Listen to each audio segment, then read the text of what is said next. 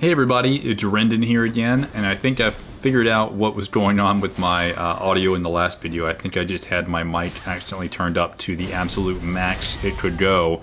If you met me in real life, you would know that I am extremely loud as a person. I just have a naturally booming voice, whether that's just because I'm like 6'4" and I just have incredible lung capacity, or from the theater classes I took back in high school and learning projection. I'm not sure which one it is, but my voice just carries, and it was in the last video. It just felt like it was booming.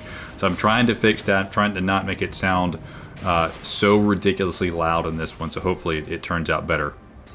So if you watched the last video, you will know this is the second part of my quote-unquote two-part series on low-level invasions. This is an even lower level. Last one was a level 35 sword and board character that used poison. I was practicing parries there, or parry attempts at least. And this one is just a fun level 22, even lower level cosplay. If anyone's ever played Morrowind before and come across Nels Lilindo in the early game, you'll know what I'm talking about. Fashion is not perfect, but it's close. It's kind of hard to get, and I wanted to take some liberties with it in I'm about to say Elder Scrolls 6 or Elder Scrolls 3. God, how long ago did Morrowind come out? Which one is it?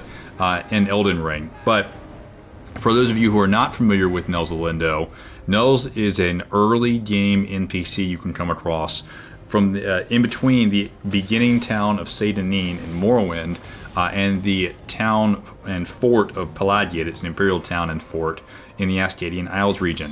Nels is slightly south of the connecting road there, and he's a bit of a rogue, a little bit of a bandit. He offers you a proposition if you talk to him, stating that if you give him 50 gold, you can continue safely along your way. And this is a very smart and reasonable offer. If you don't accept this proposition, you will face an NPC that is very strong at low level. He's got a dire flame blade on him that does, I think, something like 5 or 6 points of fire damage. He's pretty good with it. He's got decent armor, decent stats for that level, and you will probably die. If you accept his offer and give him 50 gold, you can actually do a quest with him involving a noblewoman, a lost love, and some relations between the two of them moving forward, possibly, anyway.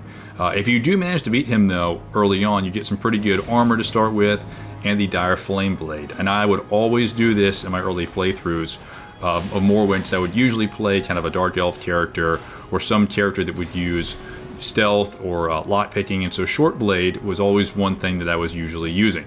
So the dire flame blade was a great early starting weapon for me. You could use it to go into the Dunmer ancestral tombs and have something to fight the ghosts with that were immune to normal damage. It was great.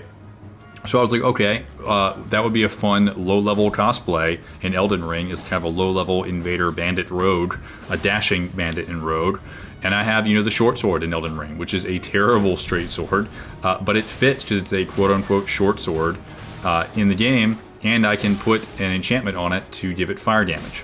Now that enchantment is Flaming Strike, but I will let you know, I don't really use it that much at this level. I don't even use it to buff my weapon. Most times, I will just use the first part of the weapon art, which actually I think is more than enough for a weapon art. It's way strong just using that.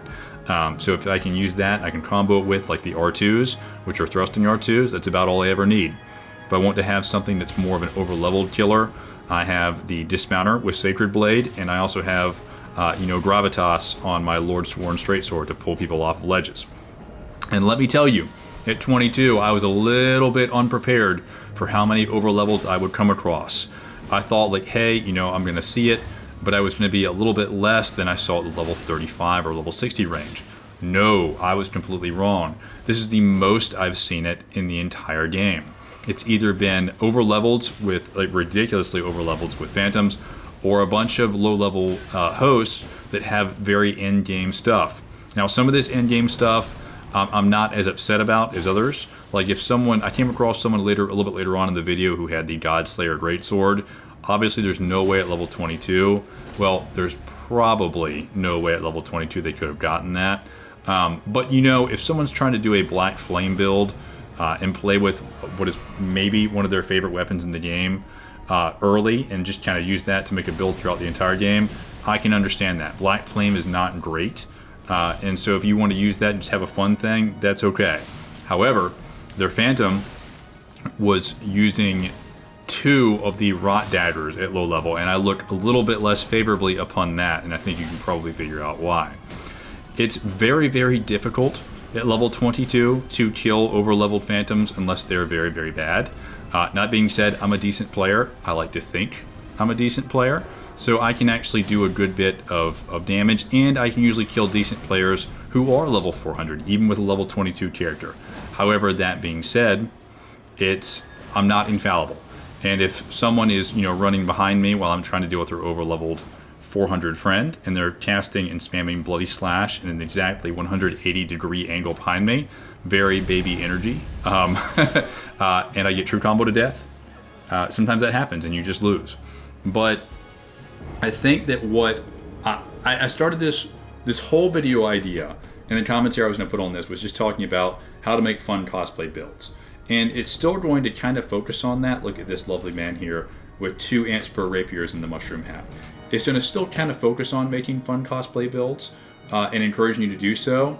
But I don't know if I can really encourage it at super low level anymore. I really would like to, because you would think in an ideal From Software setting that level 22, Rune level 22 would be the ideal place for a cosplay build. You see here I get a little bit mean against this Phantom here. In fact, I may have been a little too mean. This is probably the meanest weapon in the game, in my opinion, but I got so fed up at one point with everyone that I was coming across, all the rot and all of the bleed that I had encountered, that I just decided to put it on there for the worst of the worst. And it worked. It really worked. Again, as I was saying, you would think level 22 in a From Software game would be the ideal place to do cosplay, fun little cosplay invasions. But it is really, really not. It was very hard to do this. I made it work because I put things on the build that made it work. But I had to really clutch on things like Catch Flame, which I didn't think that I would have to. The amount of times I had to cast Flame Cleanse Me was really, really shocking for people who should have no access to rot at this level. But this really isn't surprising to anybody who's been invading for a long time. I'm not saying anything revolutionary or crazy. In fact, I probably shouldn't be surprised at this level that there's so much, overleveled phantoms. There's so much end-game gear to, low-level host. I think I was naive. I still think I just wanted to believe at this range that this would be, the really, really fun time and zone to make something that's hilarious and kind of just stupid.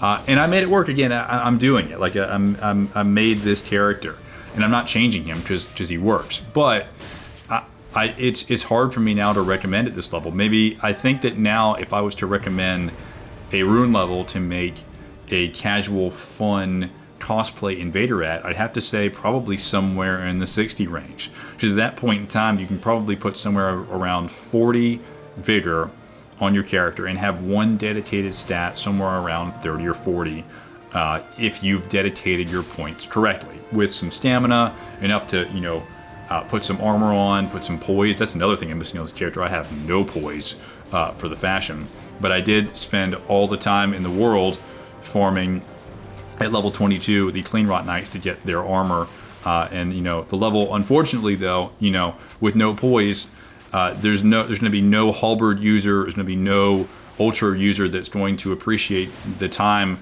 I took to make this cosplay complete doing that when they're just poise breaking me on every R1 constantly over and over repeatedly. So all that hard work does not matter and is lost on Overleveled Phantoms.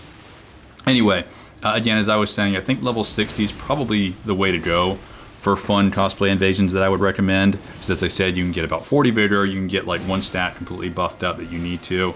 So that way you're doing adequate damage. You have the health to live. You can build talismans around that.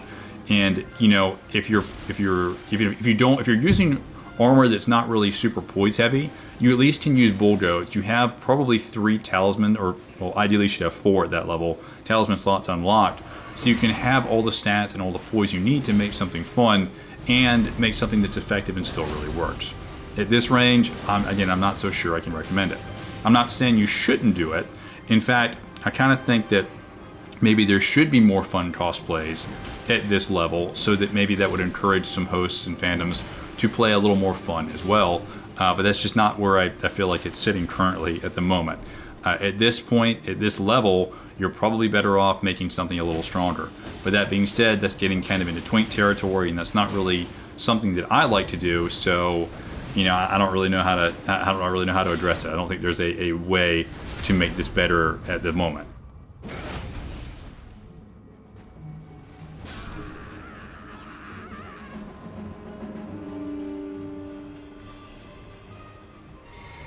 Alright, I think we're getting closer to the end of this video here. You've seen a lot of these fights so far. You've kind of got an idea of what I've been dealing with. And, you know, while I've chosen some of these clips back and forth like I do in every video, a lot of these actually, I didn't really have to do too much choosing. A lot of these were just clips I pulled one after another of fights that I was coming across, because it usually involved the same formula. It was either a host and an overleveled phantom, or one host and one phantom who were both appropriately leveled or close to appropriately leveled, but still had, you know, gear that was, you know, not for the zone that they probably should have had it. See here, this is the person with the Godslayer Greatsword, and I actually did not mind them. I liked fighting them, even though that weapon is something that they would have no way to get at that range unless they were someone who was really, really dedicated to this game, and they could be, but I kind of doubt it. The Phantom, however, though, in a minute is going to pull out 2 of the Rot Daggers. And again, I mentioned all this before, but I'll also a little bit of my Cruel Den,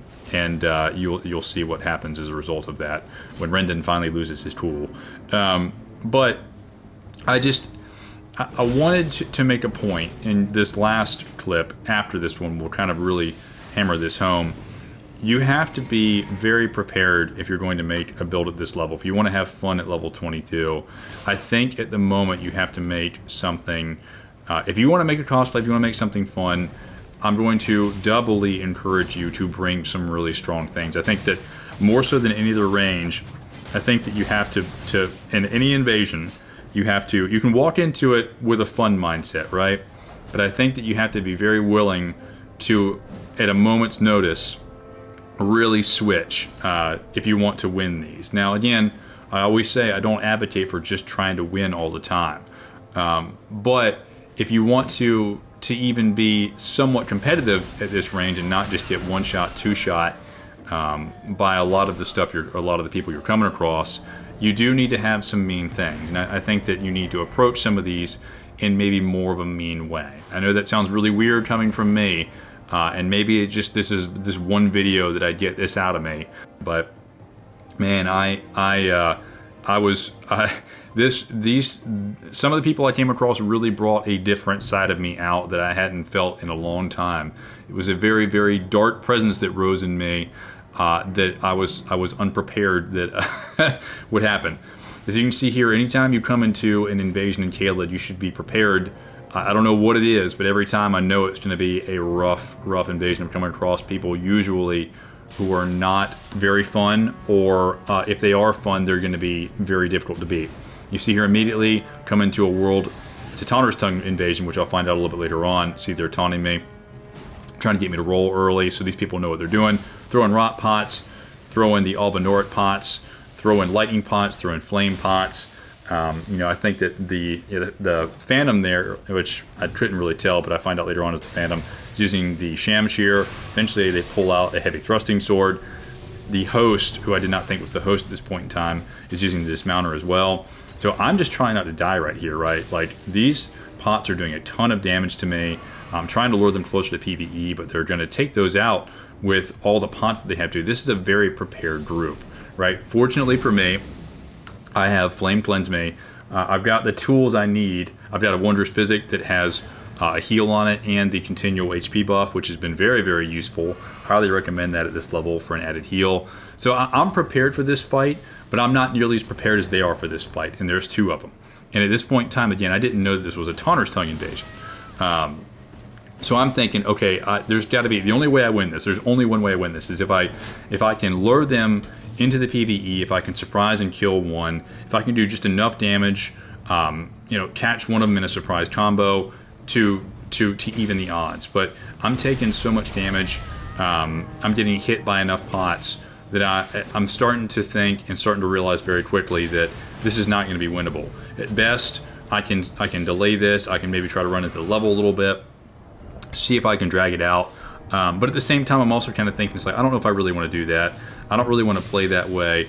I don't think that these people are necessarily, you know, dankers. Just, they're obviously not, they're using Tanner's tongues, but like, I don't think that they're necessarily, you know, griefing in this. I think that they're just good players who are playing a certain way, and they have the Tanner's tongue active. So I'm kind of like, okay, well, even though I'm probably going to lose this, and they're very well prepared for this area, I'm going to fight this out. At a certain point in time, what I'm trying to say is, if you're in an invasion and you're on the back foot, you're playing against very, very good people, and you know, and you're thinking you're going to lose, just play. Don't give up. Just play the best you can. Keep fighting. Drag it out as long as you can. If nothing else, look at it as an opportunity to really, you know, stress test yourself. See how well you can do surviving against a very, very tough group, a very, very skilled group of players. And sometimes all it really takes in an invasion is just you doing that, you doing enough damage, you chipping them down, you getting them to a place where they're open, they're vulnerable, you're surviving long enough just to wait for a co-invader to come in and flip the switch like that and change up the whole invasion, and the host is dead. So you never know. Anyway, hope you enjoyed the video. Thanks for watching. Have a great day.